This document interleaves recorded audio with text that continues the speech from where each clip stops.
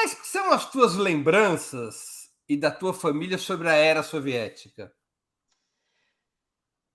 Olha, eu sempre digo o seguinte: União Soviética era um país incrível, incrível, um país admirável, um país que eu guardarei para sempre no meu coração e um país que eu sinto orgulho de ter nascido, porque realmente é histórico.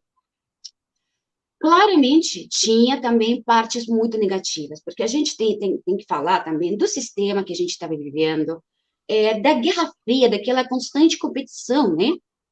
Contra Estados Unidos, com os Estados Unidos, aquela constante competição com os Estados Unidos. E a gente tem que entender que a União Soviética era um país fechado, ou seja, economia fechada. Tudo que a gente produzia dentro desse mundinho, né, desse mundinho da União Soviética.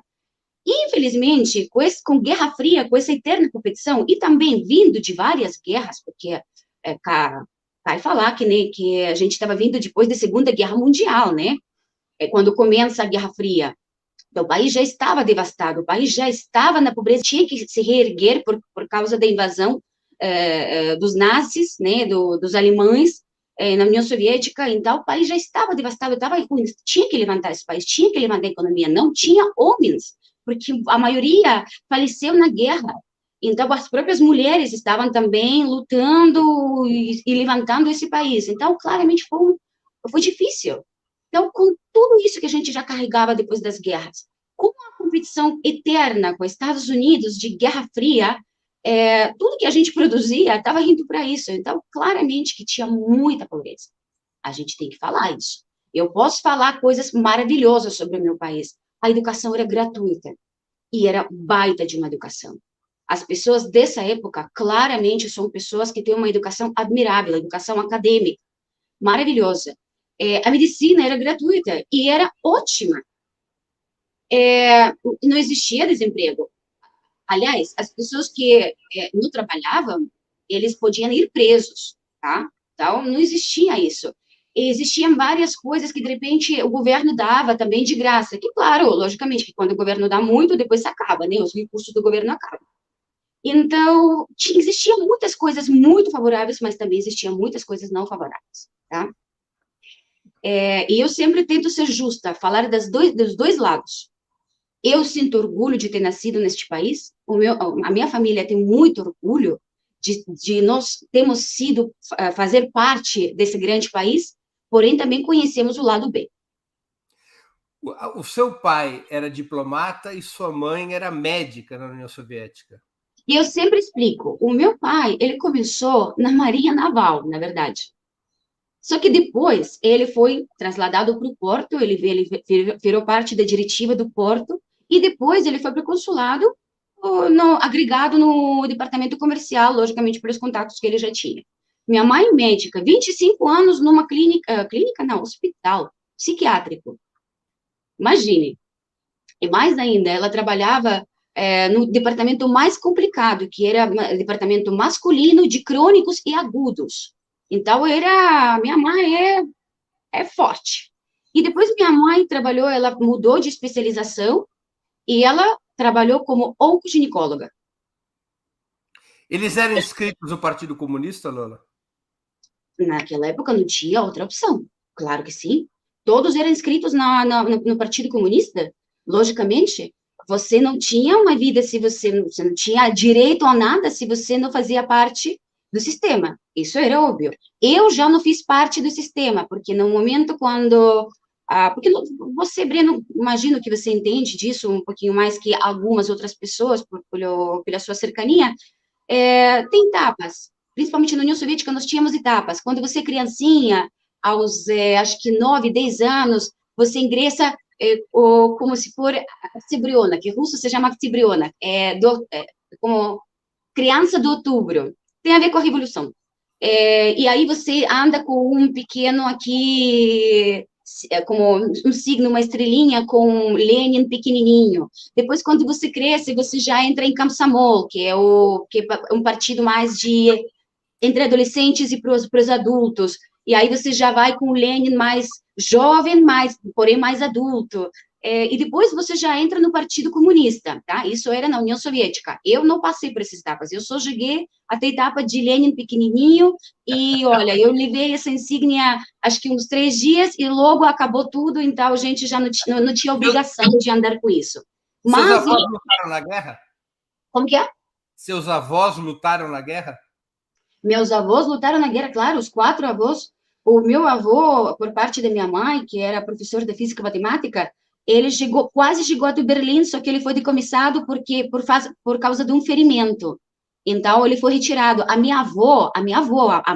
A esposa dele, também estava na guerra, sendo que ela também era professora de língua ucraniana e literatura ucraniana, porém, ela estava na parte médica. Ela retirava os feridos do campo de batalha.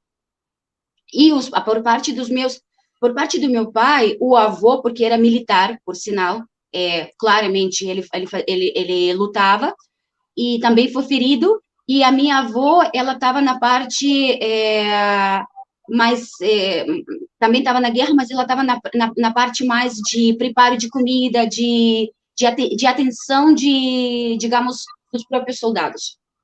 Entendi, entendi. Você ainda tem família na Ucrânia ou na Rússia? Costuma visitar teu país de origem? Eu tenho bastante família na Ucrânia ainda, eu tenho primas lá, eu tenho minha madrinha, eu tenho muitos amigos, eu tenho família em Rússia também. Eu não costumo visitar tanto, porque, infelizmente, é uma viagem que não é, né, não é menor, né? Então, para sair daqui, eu tenho pelo menos dispor de um mês, ou pelo menos 3 semanas, porque senão a viagem não vale a pena, e por causa do trabalho não é tão fácil. Mas eu acho que é uma coisa muito pendente na minha vida, de ir lá e passar um bom tempo lá. Lola, qual é a tua avaliação sobre o governo Putin? É uma tirania, como dizem seus opositores, ou uma democracia? Melhorou ou piorou a vida dos russos em relação ao período anterior de Boris Yeltsin?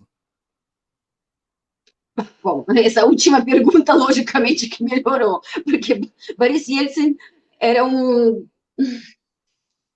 Ele tinha créditos com os Estados Unidos. Ele literalmente tinha créditos. Ele recebia do governo dos Estados Unidos. E falando do governo que vem depois da União Soviética, tá? Cai a União Soviética, país em ruínas absolutamente, Rússia em ruínas absolutamente, Rússia não tem nada de caixa, não tem nada. E além disso começa a surgir muito crime próprio dos russos, daquelas pessoas do nível baixo que começa a subir e que são mais vivos, porque eles são mais destemidos, porque eles não têm nada para perder, eles começam a roubar, destruir, matar.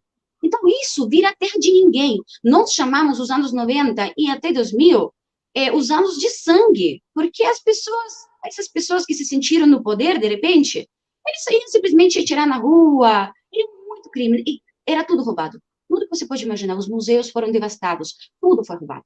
Você imagina que você tem a sua mãe vivendo num apartamento que ela herdou da família, sua mãe de 80 anos, e de repente chega um bando lá de caras com assim umas cadenas de ouro no pescoço e simplesmente falam para ela: "Oh, sai daqui, assina aqui, porque senão eu mato você e toda a tua família, esse apartamento a partir de agora é nosso." Era isso. Essa era a Rússia dos anos 90, entende? Então, esse era o governo do Boris Yeltsin. Claramente, quando chega Putin, ele levanta, ele fala: "Até aqui chegou. Peraí, não, isso não vai ser mais. Até aqui chegou." Ele levanta a Rússia. Se você me pergunta se é uma tirania, eu poderia dizer que é uma tirania, governo tirano. Se você me pergunta se é um governo democrático, também não. Nenhum nem outro. Putin é um cara extremamente preparado, é uma estratega, não é nenhum santo, vamos combinar por aí. Ele foi treinado pelo KGB, nosso serviço de inteligência. Ou seja, imagina o nível de preparo que ele tem. Ele não é nenhum santo. Claramente, se ele se mantém no poder há 20 anos, é porque ele sabe fazer as coisas e, claramente, ele não sempre fez as coisas de um jeito limpo. Então, eu não posso falar é um governo democrático. Não é. Mas também não é um governo tirano. Ele fez muita coisa por Rússia. Ele levantou esse país. Ele literalmente levantou esse país. Se você agora analisa a economia da Rússia versus o que era nos anos 90, é um mundo de diferença. Porém, não é nenhum santo.